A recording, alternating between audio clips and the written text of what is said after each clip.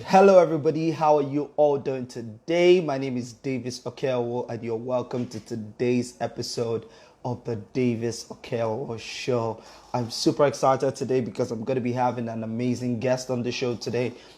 Is none other than the Purpose preacher, Dr. Sam Ekundayo, who is a TEDx speaker, lecturer, and such an amazing gentleman.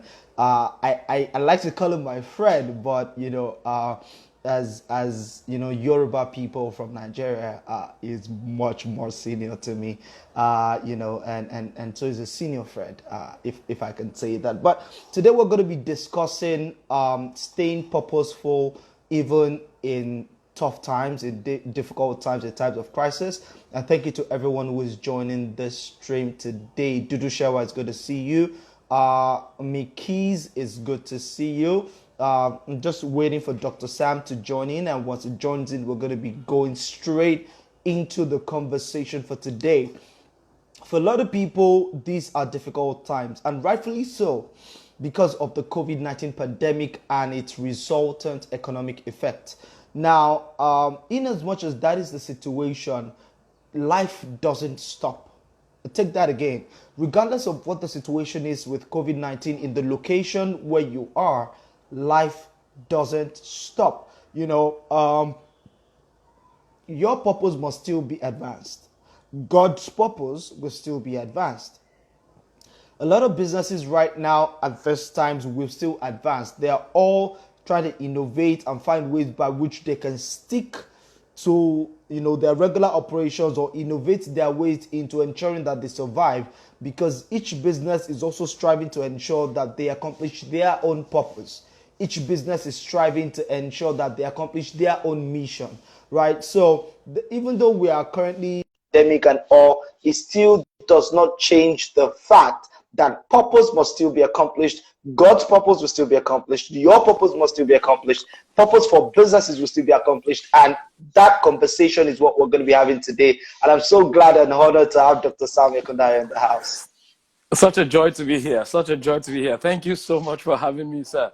It's such a joy to be here. It's such a pleasure and an honor at the same time.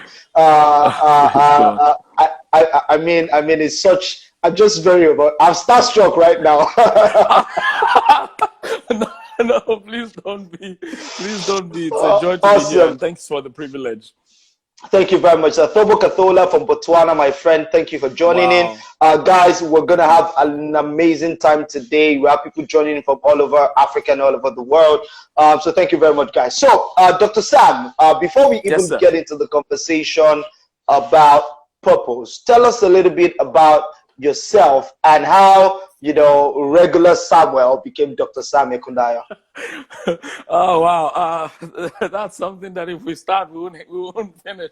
Anyway, but give us a 3-minute version of it.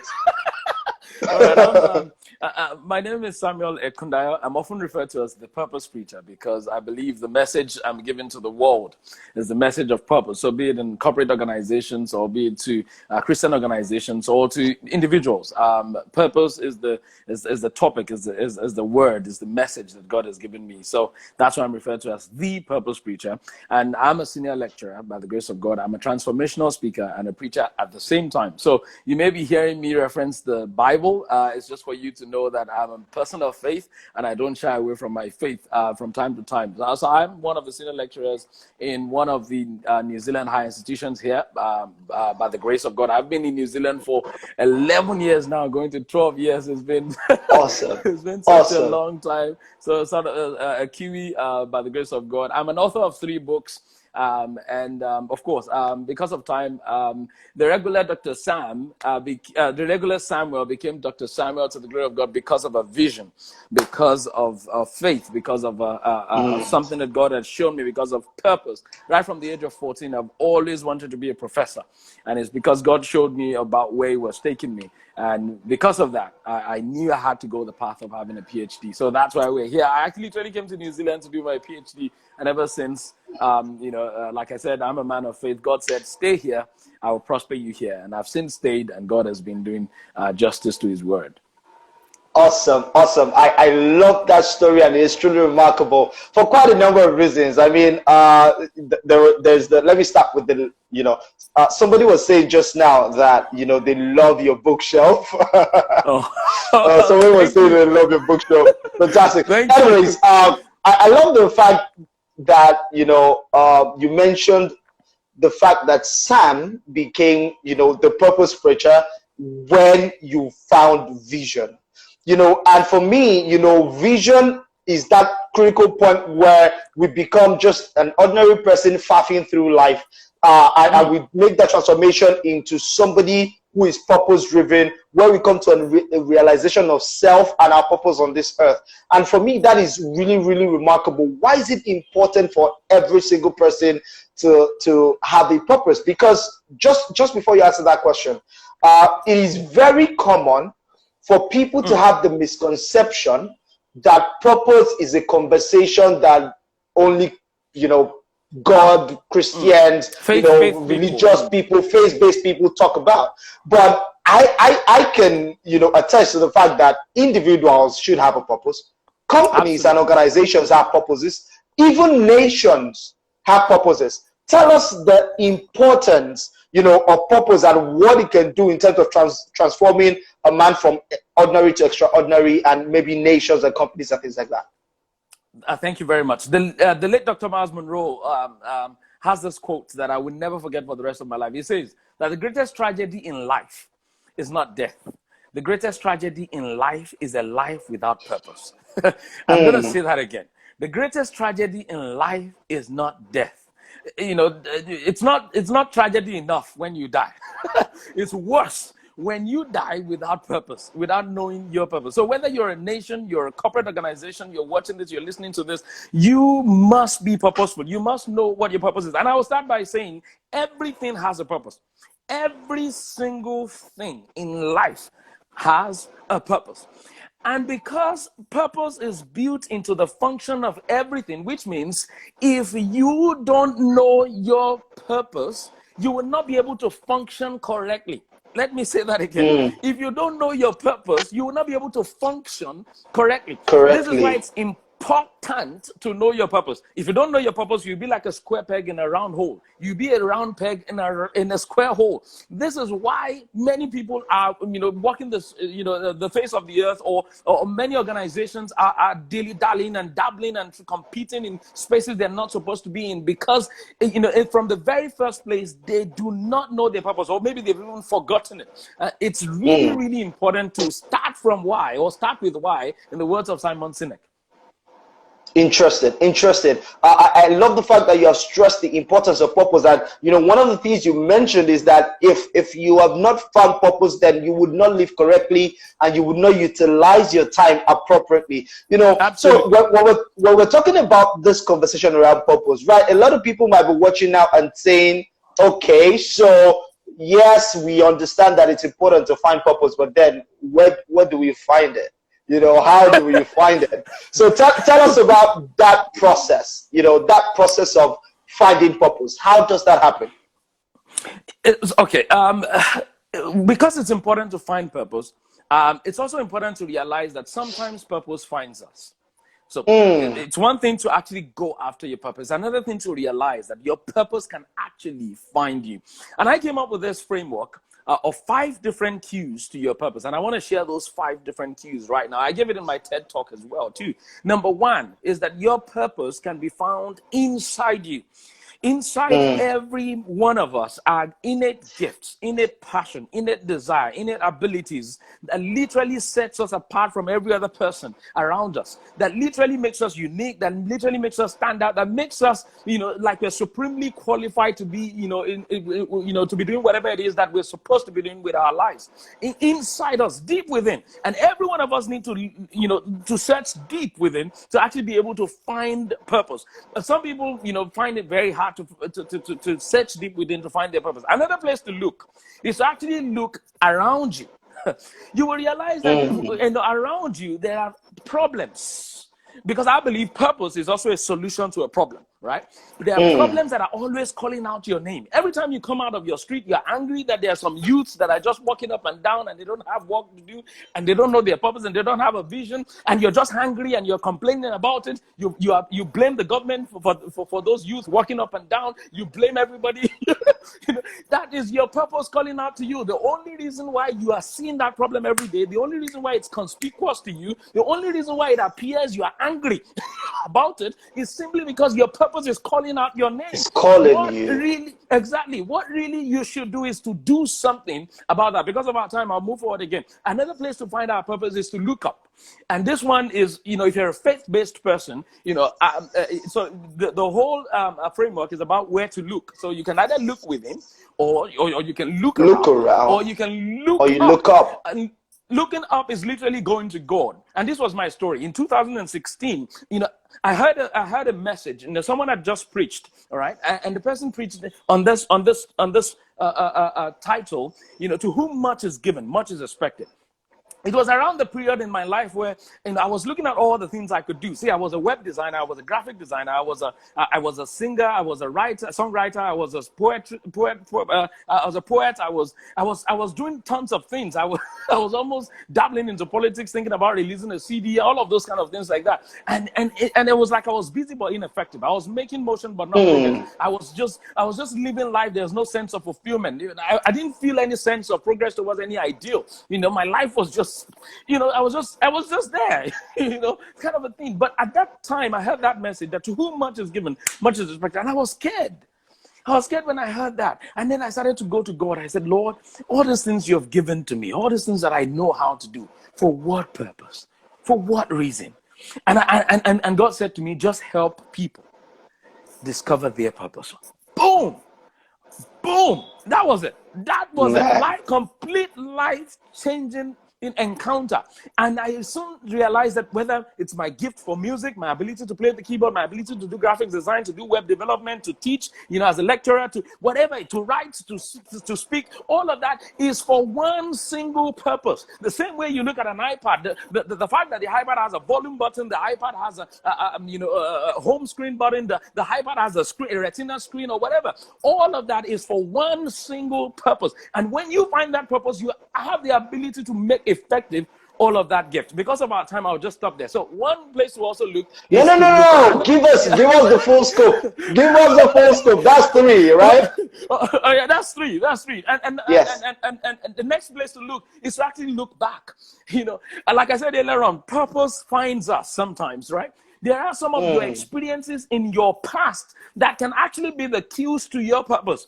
I often say this, and it's a very strange example. Let's say you've been raped in the past, right? You've been molested. You've had some sexual, sort of tragedies in the past. Could it be that all of that happened so that you can set other people free who are going through the same thing? Could it be maybe God is calling you out to start a foundation? Could it be that you're supposed to mentor people in the same, sort of tragedy and in the same sort of trauma? Could it be that is purpose calling out your name? But what do some people do? Some people go into depression, they go into anxiety, and they're thinking of committing suicide, and they never forgive themselves, never forgive the person who did that to them, and their life is miserable. Whereas there are many other people around the world who are finding fulfillment even in their own adversity. I love the words of William Arthur Hayward when he said that adversity causes some men to break and others to break record. When you know the purpose of your adversity, you break record. Let me say that again. When you know the purpose of your adversity, you break record. And that's why I love the words of Romans chapter 8, verse 28 in the Bible. It says, and we know that all things work together for good to those that love God and are called according to his purpose. My favorite way of describing that work together is when you want to cook a goosey soup. Thank God we're talking to Nigerians here, or perhaps Nigerians as well. But let's talk about butter chicken or talk about a goosey soup. When you bring the tomatoes and you bring the onions and you bring the pepper and you bring the sugar and you bring whatever, all that you need, and bring all of the ingredients and you put them together. inside a pot, and you stir it together, and you put the right amount of salt, and you put the right amount of pepper, you put the right amount of tomatoes. All of that is working together. By the end of the day, when you taste the goosey soup, it's completely that's working together. If you decide to eat it one by one, you look like a crazy man, because if you're taking the tomatoes and the pepper and you look like a crazy man. God is using even the very pepperish things, the tomato-like things, the salty things, the salty situations, the sour situations in your life. Onions that make you cry. The onions that makes you cry. Lord, I feel an anointing in this place, and this is not even a church.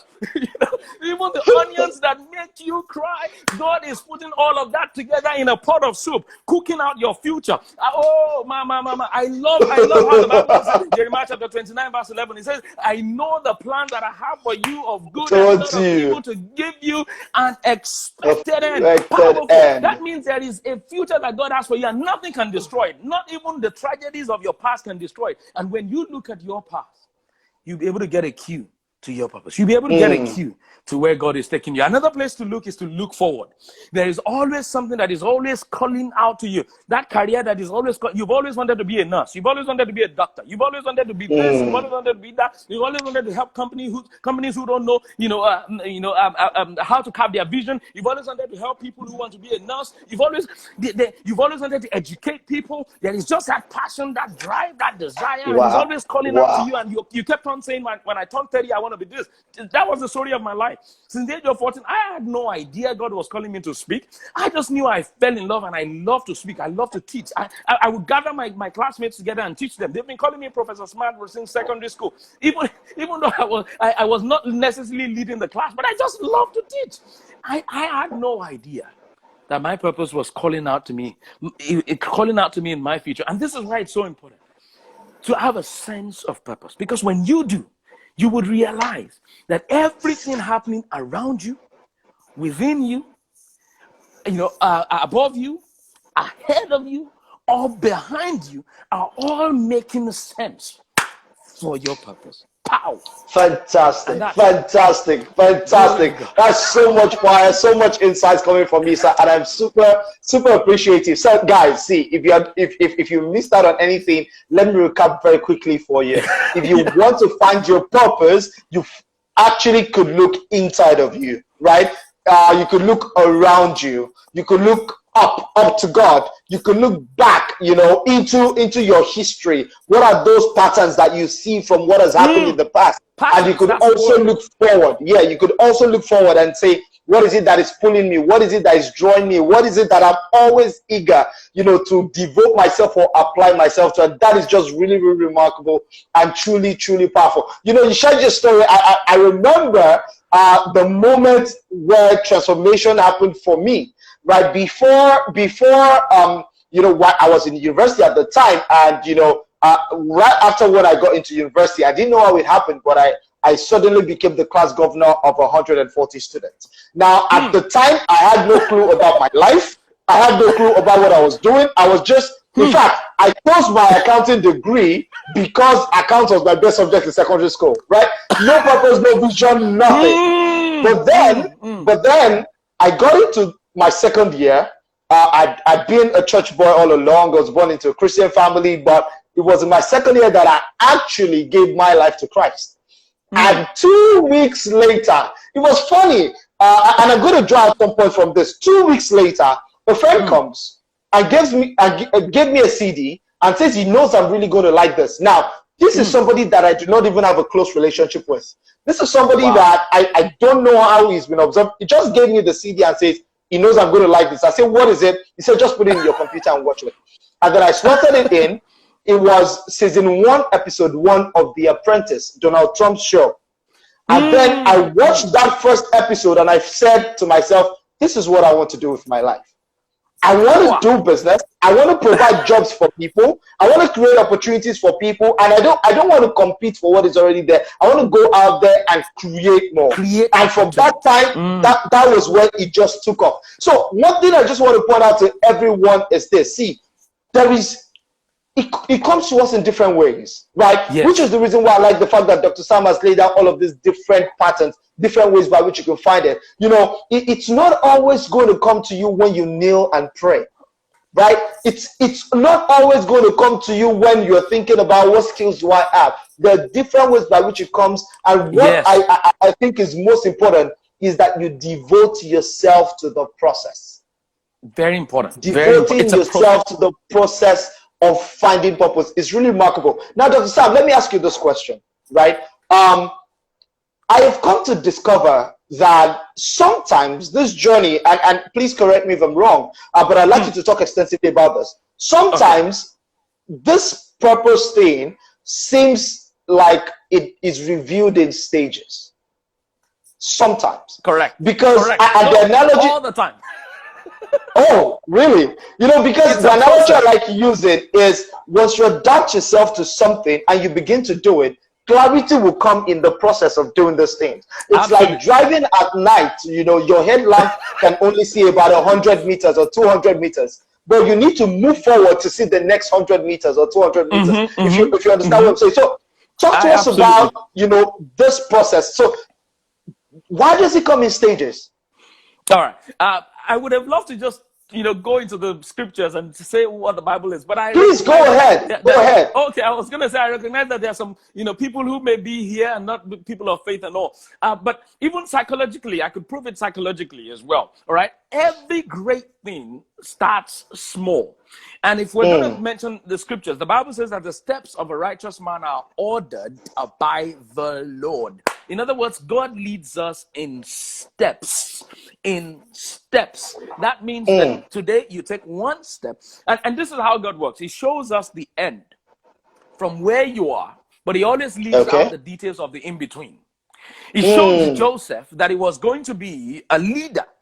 And even his parents were going to bow to him, and his brothers were going to bow to him. But he did not tell Joseph that he was going to be sold to slavery. Prison. He did not tell Joseph that the wife of Potiphar was going to lie, you know, and put him in prison. He did not tell Joseph that Joseph was going to be a leader in prison. He did not tell Joseph that, you know, the person he interpreted the dream for will forget him. He did not tell Joseph all of those details of the in-between, but he showed him the end. So in case you're watching this right now and you have a sense of your purpose, listen, understand, you've got to trust the journey.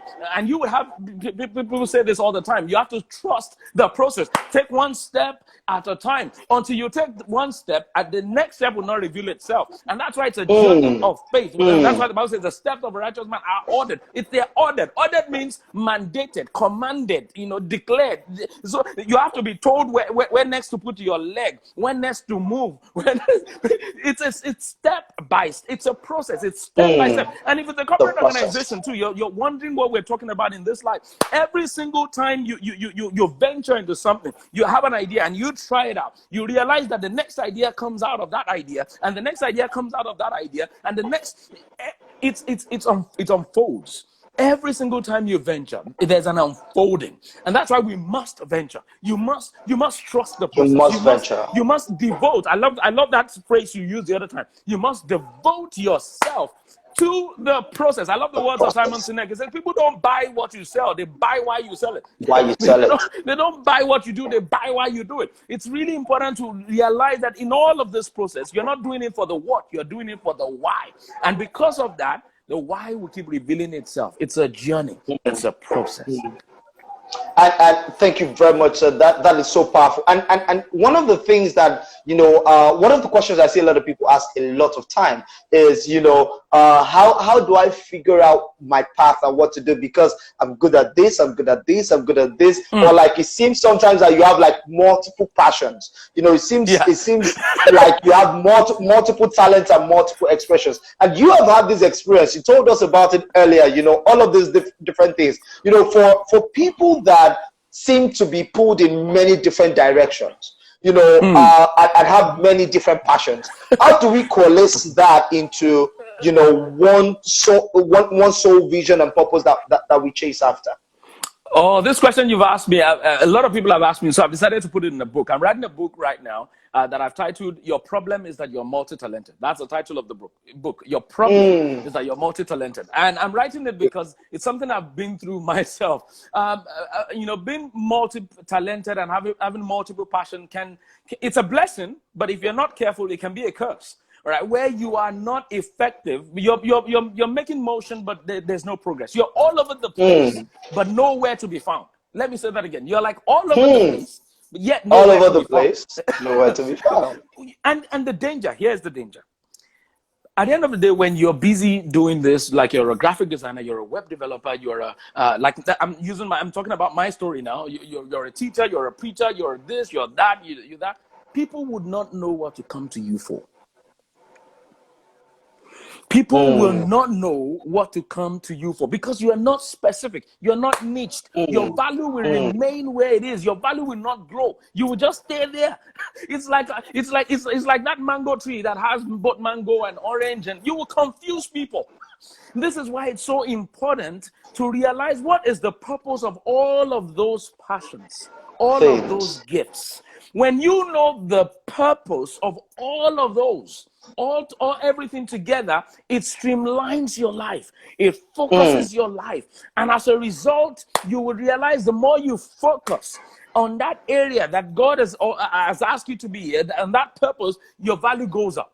People start to look for you. People start to exactly. People start to demand for the solutions that you carry. But until then, that was the story of my life. Before 2016, before that encounter, I was busy but not effective.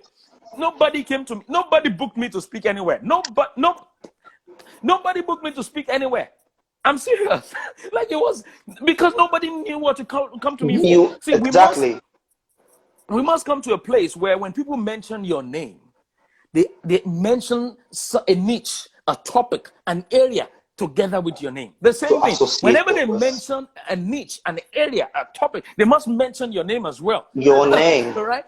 Exactly. That's when you begin to realize that you're a person of value. Until then, I'm sorry, you are just making motion, no progress. People must be able to associate your name to a specific thing. People must be able to associate a specific thing to your name. It's so powerful. Otherwise, you will be under the curse of the multi-talented or under the curse of the multi-passionate. And it's dangerous. It's very dangerous.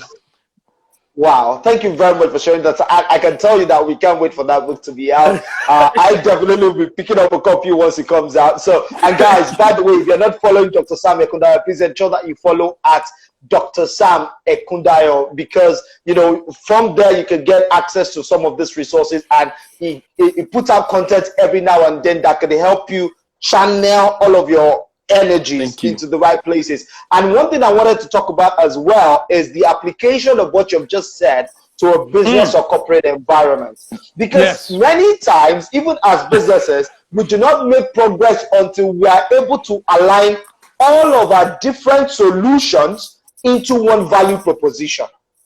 That's the word. The ability to align all of those different solutions into the very why of what you're doing. This to go back to the word of Simon Sinek, to the very why of what you're doing it. What is the end game? You know, I love that word so much. What is the end game that you're trying to accomplish? So I remember for us, you know, very early on, you know, I would talk about how, you know, we provide accounting services, how we provide tax, how we provide this. But until we came to the understanding that the reason why we're doing all of these things is to help small businesses grow so that they can be sustained in themselves and contribute to the larger economy. And that became the conversation, you know. So even for a corporate environment, it is very critical that you understand that all of the different expressions, all of the different solutions, products and services, they all should serve one thing, because like he said, it helps the business be associated with a niche, and the niche associated with the business. What other things what other things should corporates be taken out of this? One of the key things corporate need to realize, and I said it earlier on in the words of Simon Sinek, is people don't buy what you sell. They buy why you sell.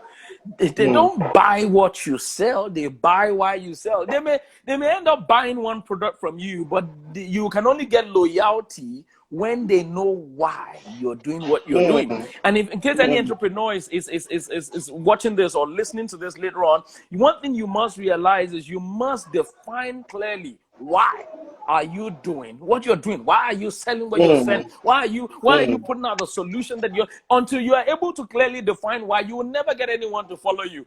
I love the words of John Maxwell when he says that, leadership is when you have followers. If you call yourself a leader and people are not following you and they're not loyal to you, you are just taking a walk. You're not leading. You're just taking a walk. And literally, to be successful in business, to be successful in entrepreneurship, to be successful in ministry, to be successful in life, is to be a leader. Literally, it is to be a leader. You must lead in an area. You must lead. I feel like shouting and screaming this. You must lead in an area of life. And the same thing, corporates, you must lead. In what area are you called to lead? If there's a question I want to ask anyone, someone should help me type it out if you're watching this right now. In what area are you called to lead? In what area is your company called to lead? What would you refer to yourself as a leader in? Right? You must be able to refer to your organization as, we are leaders in this area, so that people will know, why are they following you? Otherwise, you're just taking a walk. you're just going helter skelter. I call it headless chicken walk, right? This may sound violent to those who are not from Nigeria. I'm sorry to say, right? When you sever the head of a chicken. When you strangle the head of a chicken, right? You know what happens, right? The chicken just starts running everywhere trying to salvage his life, not knowing that he's already half dead. But the truth is this: all of us, right, individually, corporate organizations, we must know that there is an area we are called to lead. Until we specifically define that area, we are like a headless chicken. No one's going to follow anyone who is a headless chicken, right? Nobody follows someone who clearly do not know where he or she is going. People only follow someone that is quite clear that they have a vision and they know where they're going. So this is why it's really important, very important. That clarity is really good. Thank you so much. And now, before I delve into the conversation around, how to ensure that we stay on track of purpose, even in difficult times. Before I get into that, I want you to very quickly touch on the importance, because you just talked about leadership. I want you to touch very quickly on the importance of self-leadership, especially as it relates to your ability to effectively lead other people, lead organizations, and even, lead in the areas of purpose that you have been called. How important is self-leadership? And, what are the practical steps that we all need to take before we can say, yes, I lead myself? Well, the very foundation of leadership is self-discovery. The very foundation of leadership is self-discovery. And every self-discovery, or should I say every meaningful, every effective self-discovery starts with identifying your purpose. Let me say that again. Every effective and meaningful self-discovery starts with identifying your purpose. When you get a revelation of where you are headed, that's when you can lead people. If where you are headed is not clear, you will lack influence. And leadership is influence, in the words of John Maxwell, where leadership is influence, nothing short, nothing less, nothing more. Nothing more. I love that, man. Right? Leadership is influence, nothing more, nothing less. So until you are able to lead yourself, find your purpose, you will never be able to influence others. Let me break it down so that we understand where we're going. Right? If you don't know where you're headed, like you don't know where you're going in the direction, even a GPS that has all the power in the world to actually point you in the right direction will not be able to help you.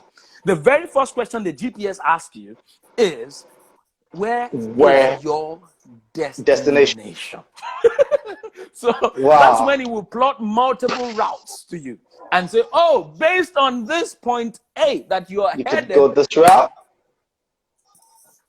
or this route. If there's a blockage somewhere here, you can take this detour here to still arrive at the same destination. This is why many people commit suicide. This is why many people are depressed. This is why many people are dying in anxiety. Because when there's a blockage here, they clearly have no idea where to go, because they had no set destination in the first place. Boom, and they're dead. and they're like, oh, my life is finished, my life is gone. And that's why I always advise people, when it comes to self-discovery and self-leadership, do not build your self-worth on anything that can be taken away from you. If you build your self-worth on anything that can be taken away from you, you are dead even before death arrives. Because anything that can be taken away from you, the moment it's taken away from you, you feel like your life has been withdrawn from you. If they take away your job today, you feel like your life has been withdrawn. If they take away your spouse, if you beat your spouse on your life on your spouse, you feel like you're dead completely.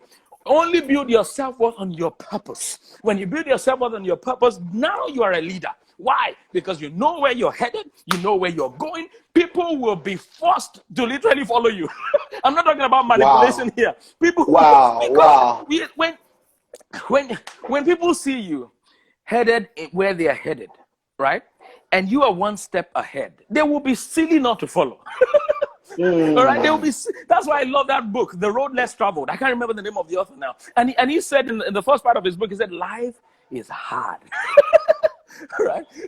But it's only easier for people who have found their path. Right? So you must find your path. Find your path. To travel. Exactly. Find your path. When you find your path, then you realize that you are unique, you're uncommon, you are different. And the moment you begin to understand your uniqueness, which is the self-leadership part, people will begin to follow you. You will command influence. You will start to build a legacy. You start to live every single day wanting to wake up every morning with a desire to build lives, to transform life, with a desire to influence other people. And by so doing, you even have affluence. Fantastic. Guys, see, let me crystallize something that Dr. Sama just talked about. You see, the reason why, and I see this happen a lot, and this is something that plagues a lot of people. The reason why you have half dog ditches, right, is because you haven't defined what exactly that purpose is. Yes. Many people get into stuff. You get into one thing and you begin to do it, and when the difficulties arise, you go, who sent me a message, Seth? Why am I even doing all of this? Why am I doing and then you leave that ditch. And that's the question you should have asked at the beginning. That's the question you should have asked. Why am I doing this? The very first question. Exactly. And then you leave that ditch half dog. You will go to something else. Oh, this one is the next one in vogue. And they start digging again, and you face challenges, and then you leave it half dog. And then you just never, dig till you hit gold. You never dig till you hit water. We are surrounded with ditches. We are surrounded by ditches all around you, and that takes me to the central point of today's conversation, sir. Now, when you have just rightly said that you must discover the path, right? Super important. Yes. Now, when you discover the path and you begin to tread it, it does not mean that there would not be challenges on the way. No. It does not mean that there would not be difficult times. In fact, there will be. For everyone that has figured out purpose at one point or the other and have been treading that path, this current time, it's a difficult time, right? With the pandemic, with COVID, with the lockdown, with the economic effect, it is a difficult time. Now, the question that a lot of people, that myself even is asking, sir, that I trust God to help us answer through you, is, how do we stay on that path of purpose? Despite all of the turmoil and the storm and the noise and the negativity and the challenges that surround us at this time. Wow. Thank you for that question. One of the very important things we must realize about purpose is purpose provides certainty. Purpose provides certainty, such that even in uncertainties, you are certain. Somebody should help me type that out, because I don't know where that came from, but it came. Purpose provides certainty, such that even in uncertain times, you are certain. You are confident. You are clear about where you're headed. You are clear about why you are doing what you're doing, and you're not moved. I just sent a message to a pastor that asked me to send him a message not too long ago, and I was talking about something, and I'm gonna drift quickly into the scripture and come back again. Remember that time when Jesus was in the boat, and the Bible with his disciple, and there was a massive storm, like a crazy storm, the kind of storm that could kill people, right? The deadly storm, and there was only one person in that boat, and he was sleeping. You remember that person? Jesus. Yes, definitely. The Definitely. only reason why you can sleep in a storm, Is in a crisis, it is when you are certain that you are above the crisis. no shaking. That's the only reason why you can sleep in a crisis. And that Jesus clearly exemplified that. It was clear that it was not his time. It was clear about his purpose. It was clear that the situation was temporary. It was clear that he holds the solution to the situation in his hands, even though he was asleep. It was clear that even the people around him will be saved because he's their leader. Time will not permit me to go into all the revelation that God showed me about that. But he was clear about so many things, and he could. Oh man. In the face that is cool. In the face where other people are pushing the panic button, pushing the panic, and they were crying, and they were and they were falling on each other, and they were in so much trouble. But one person was sleeping. The same thing. Back to that question. That is exactly what purpose does for you. It creates an environment for sound sleep. Even in the midst of crisis, it creates an environment for confidence. Even in the midst of adversity, it creates an environment that is solution certain, solution sure, even in the midst of problems. And that is why you will hear people who know their purpose say something different about crisis like this. They are always talking about opportunities. They don't cry like other people cry. They don't talk like other people talk. You don't see them weep. You don't see them hide in one corner. Instead, you are seeing them releasing courses. You're seeing them going online. You're seeing them taking advantage of the environment. You're seeing them. You're seeing them reacting differently. You're seeing them developing new capabilities. You see them developing new products.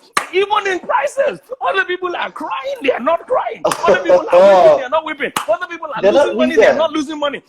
I was listening to Mr. Jimmy Tewe the other day, and he was telling us, right, in that live video, that he had even made more money in this crisis than even before the crisis. That is what I'm talking about. And guess what? In this crisis alone, I've started 3 projects. One is a 30 days boot camp for writers. In this same crisis, and I've had 13 sign-ups. In this same crisis, none of my coaching clients dropped. In fact, I'm even adding more coaching clients. In this same crisis, it takes someone who is certain about their purpose, certain about their leadership, certain about the area they are called to lead, to actually realize that there are opportunities in this adversity. And that's why I love the words of William Astor-Ward. Like I said earlier on, adversity causes some men to break, others to break record. When other people are crying, some other people are breaking records. They are doing things that nobody has done before. They are navigating terrains that nobody has gone before. They are developing new paths. They are trailblazing. Purpose creates certainty in the midst of uncertainty. I could shout this into the rooftop. Purpose creates certainty in the midst of uncertainty. Another thing I want to touch on before we leave this part is, if you want to make sure you thrive in adversity, and you know your purpose, purpose is literally giving responsibility to all your abilities. I'm going to say that again. Purpose is giving responsibility. I'm writing a book right now that I've titled Purpose in Crisis. Finding and fulfilling purpose in a time of crisis, and it's going to come out very soon. So watch out for it. And I've shared in there, how can you give responsibility to your abilities for you to be the solution, even in an environment like this, even in a crisis like this. Many people will look at crisis, and they will look at crisis in the face, and they will be happy. The only people that can do that, like we said earlier on, are people who know their purpose. It reminds me of the story of David. For 40 days and 40 nights, there was this massive giant, right, who has been tormenting everyone, like marching all over the whole town, just like the COVID-19 right now, marching all over the whole town for 40 days and 40 nights, and nobody could face him. But there was this young boy who clearly knew where he was headed, knew that he was not a guy, who had killed a lion and a bear before now, and he had dismantled lions and bear, took the sheep out of their mouth, and he was so confident of his CV, knew where he was headed, was sure of the anointing upon his life. He knew he was going to become king, which means means it was not going to die, right? He knew that there was an anointing on him. Definitely. He knew his purpose. So he went to the king He and had said, certainty. "Sir, I want to fight this Goliath. Not that I want to fight. I want to kill him." He said to him, "I'm going to kill this man." Oh, mama, I feel like I'm in a church. All right. He said, "I'm going to kill this man." And the king said, "Hey, sir, young boy, where are you from? Who is your father? Do you know what you're talking about?" The king said, "Okay, take this armor." He said, "No, I don't need this armor." You know why? Because he had developed his capabilities ahead. He knew self-leadership. He knew what he was, passionate about, what he was strong with. He knew his core competency. He was not driven by the pressure. He was not driven by the crisis. It's such that he would collect the king's hammer and he would not be able to walk. He knew what he was good with. He knew what he was good at, and he went forward to battle. And by the time he got to the front of Goliath, Goliath said, "Who is you people? You have all this army. You send this small boy. Like, are you that hopeless?" But the boy knew what he was doing. He was certain in the midst of uncertainty. He was certain in the midst of uncertainty. You know why I know David was certain? He only picked 5 stones. Wow. Who goes and meets? If I'm the one, I will probably pick 3,000 stones just in case. Just in case, right? Who picks 5? I mean, how can you put your entire life on 5 stones? But it's because this man was certain in the midst of uncertainty. Back to what we were talking about the other time. It's not about just doing anything anyhow for the sake of it. No, you've got to be certain. You've got to know what you're doing. You've got to be clear what you're doing. You've got to be clear what is the purpose of God for your life. You've got to be clear. I love the words of the Bible. He said, "I have set my faith like a flint. I'm quite sure what I'm doing." And that was what David did. And guess what? Did he bring down Goliath or not? He did. And I love. Have you read that book? Is it by Malcolm Gladwell, David and Goliath? No, I haven't. Oh, you should. He was talking about the perspective that many of us don't consider, and it was the perspective that the underdog in that battle was not David. The underdog in that battle was Goliath. Wow. He asked us in the book, he challenged our perspective. So literally, think about it. The underdog in that battle was not David. It was Goliath. Was not David. Yeah, exactly. The underdog was Goliath. Why? Because way before David had killed the lion and the bear, David was in the wild. Yeah. Goliath was amongst women, enjoying himself. They'll probably be giving him some spa and some back rub and all of that. And there was this man in the wilderness, in the face of the lion, in the face of the bear, and he had killed David and Goliath. By the way, I think it's by Malcolm Gladwell. All right, and but David came to battle with a certainty, with a certainty, with clarity, with passion, with purpose, with zest, with enthusiasm, with a clear anointing. And that's why Goliath was the underdog. Wow. That is mind-blowing and amazing. Let me share with you guys, to everyone watching, let me share with you guys some of the things that I picked up, even aside from all of the other things that Dr. Sam has literally given word to. When David, because as we began to use that example, I began to even have more clarity. When David went to battle, he used tools that he had honed. He used skills and capacity that he had developed before time. That is the reason why it is important that you must always continually develop yourself and put yourself in that self-leadership position. Because when trouble comes, you would have to rely on tools you've always known. They are crying now because they've not explored their tools way before now. Exactly. You don't prepare for war in the day of war. You prepare for war in the time of peace. and exactly as you were saying that, another thing that popped into my head was this. When David wanted to go into battle, they were offering him a new set of ammunition, a new set of things. Maybe you try this idea. Maybe you try this other business. Maybe you try this other. See, if you know that your business or whatever it is that you do is purpose driven, this is not the time to dump it. This is the time to reactivate it. right? Because there's a lot of certainty that surrounds. So this is the time to focus and take that tool and say, this is one tool that God has given me to battle with, and I will take this to market and win and be victorious. So guys, see, it is truly remarkable, the entire process, that spectrum of purpose and understanding purpose and what it can do for us in times of trouble like this. And as you can hear what Dr. Sam said, there's a lot of people right now that are shouting there is a lifting up, where others are saying there's a casting down. There's a casting down. Yes, and if you look at the 2008 crisis, it was in the midst of the 2008 crisis where a ton of business shut down. That was when Uber was born. That was when Airbnb was born. That was when WhatsApp was born. That was when same period. The very same period. And right now, it is the same. Right, like you said, a lot of people are making advancement, people are making money, people are innovating their ways into opening up new revenue channels and new business models. That can be your story as well. Do not be a see, guys. You must see the opportunities. You must see the exactly. Sorry to cut you off, sir. There are tons of opportunities in this adversity. Albert Einstein said it. He said, in every difficulty lies opportunity. Every one of us must, like the people who know their purpose at this time, they don't cry and wail and and blame the government and be a victim. Right? There are two mindsets you can have at this time. You can either have the mindset of a victim or the mindset of a victor. Right? The mindset of the victim are those who blame the government. They blame the government and say, oh, then the government of Nigeria is not doing well. The government of New Zealand is not doing well. The government of Australia is not doing well. When are you going to be your own self-government? When are you going to be able to rule and reign? When are you going to be able to look at your business and go, what are the opportunities within this crisis that we can leverage on? What are the things that we can fine-tune, refine, and redo in a different way, and still be able to sell, and still be able to put things through, and still be able to lead? I love that word, lead in crisis. That's what I'm writing in the book I'm writing on right now. Crisis is an opportunity, crisis is a call to leadership.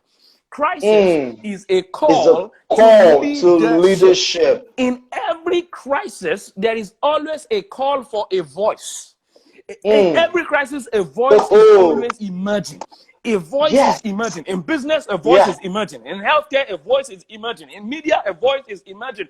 In the thought leadership space, a voice is emerging. Some voices are rising right now that will go beyond this crisis. If you're not one of them, I'm sorry for you. You will just wallow in pity and in anxiety and in fear and in doubt and in uncertainty. But you must begin to look within right now for all the solutions that God has put on your inside and begin to give responsibility to your abilities. Because the crisis right now is calling for all that you carry on your inside. The crisis right now is calling for leadership within you. And that's why I love the words of the Bible in Genesis 1 verse 28. He said, and God blessed them. He said, be fruitful, multiply, replenish.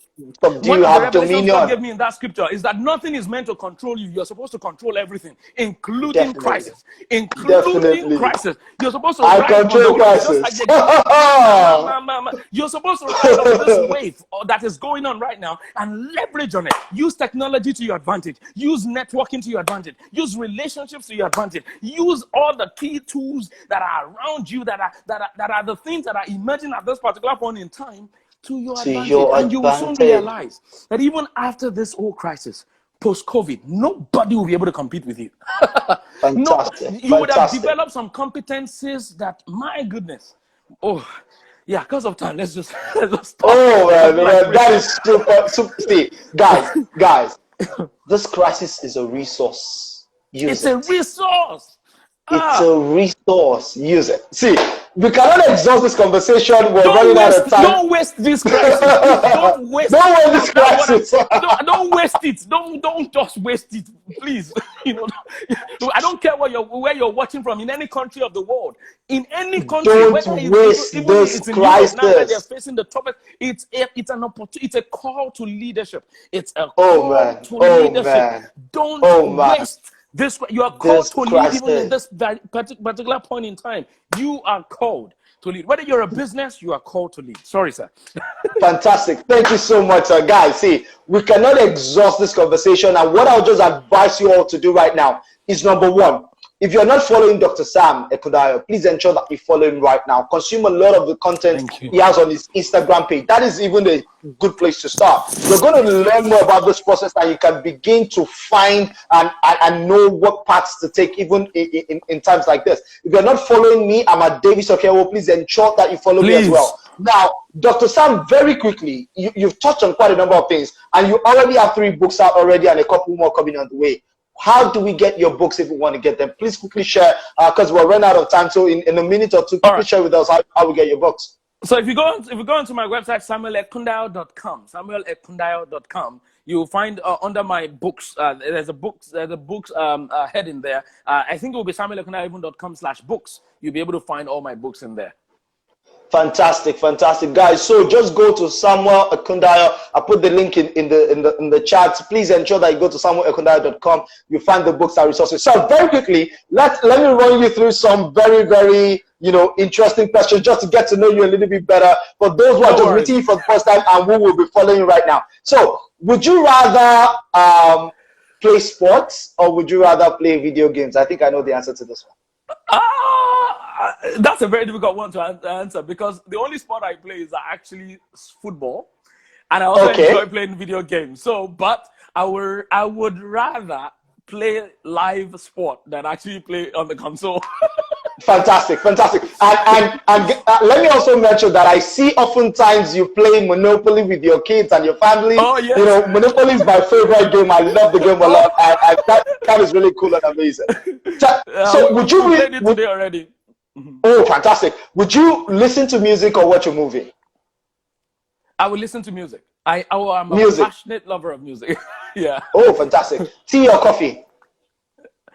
Tea, because I don't do coffee. Oh, easy. Okay, so would you rather work from an office or work from home? Oh, I work from home. I love the flexibility of working from home. Well, of course, if the kids are not there. Then would you rather read a book or listen to a podcast? I'll read a book. I'm a bookie. I'll read a book. Fantastic, fantastic. So, outside of Nigeria and New Zealand, what is your favorite country in the world? Outside of Nigeria and New Zealand, oh my goodness. Outside of Nigeria and New Zealand. Well, New Zealand is my favorite country in the world. At the moment, outside of Nigeria and New Zealand. Wow. I guess I've always heard. I've never been there. I've never been to Switzerland, but I've heard a lot about Switzerland. Holidaying in Switzerland would be a dream come true for me. So if anyone's watching right now and you want to make that happen, make it happen. Fantastic. All right, guys, make that happen. And let me say that New Zealand has become a nation that have developed a lot of interest in as well for 2 reasons. Number 1 is Dr. Sam Ekundayo. Number two is Israel Adesanya. So I've been paying a lot of attention, to New Zealand, and is one of our family friends as well too. Definitely, and such an amazing place. Thank you very much, Dr. Sam, for joining into this stream. I'm sure that a lot of people have gotten value from this. And guys, let me say something to you. So I've been doing these live streams for the past 3 weeks. Almost every day, bringing in thought leaders. And I've been getting a lot of messages of people saying, Davis, this live stream just lasts for 24 hours, right? You raise your story for 24 hours and it's gone forever. Is that where we can get a recording? I finally figured out a way to get a recording. And what I'm going to be doing is putting the audio of this recording on my podcast. Awesome. So if you're not subscribed to the Davis Okewo show, go to wherever you get your podcast from, Anchor.fm, Google Podcast, Spotify. You will find the Davis Okewo show on those podcast platforms. And whenever it is that I post this a conversation I've had with Dr. Sam Ekundayo, I am going to be notifying you so you can get access to that as well. Thank you very much for everyone who joined in. Thank you very much, Dr. Sam. It has been a pleasant pleasure to have you today. Thank you for having me. Thank you for all of the blessings and thank you so much. God bless you, sir. God bless you, sir. Thank you for having me. Is there any final words you'd like to share with people? We have about a minute or 2 left. Is there any final words you'd like to give? Yeah, don't forget the greatest tragedy in life is not death. The greatest tragedy in life is a life without purpose. If you don't know your purpose, you will never be able to lead. You would always, you would die a follower. But when you know your purpose, you will be certain, even in uncertainty. You'll be certain in uncertainty. Thank you. Fantastic. Thank you very much, guys. I think that is the best way by which we could wrap up the show. If you're not following Dr. Samuel Ekundaya, please ensure that you do so. If you want to get any of his books, go to samuelekundaya.com. If you're not following me, please ensure that you follow at Davis Okewo. Yes, please. Remember, it's not about what you've learned. It's about what you do with what you learn. Take action. Doing makes a difference. And as you do so, may God help you. Cheers, everyone. Amen. Have a good one. Amen. Thank you very much, Dr. Sam. God bless you. Bye, Thank you, sir. Yeah.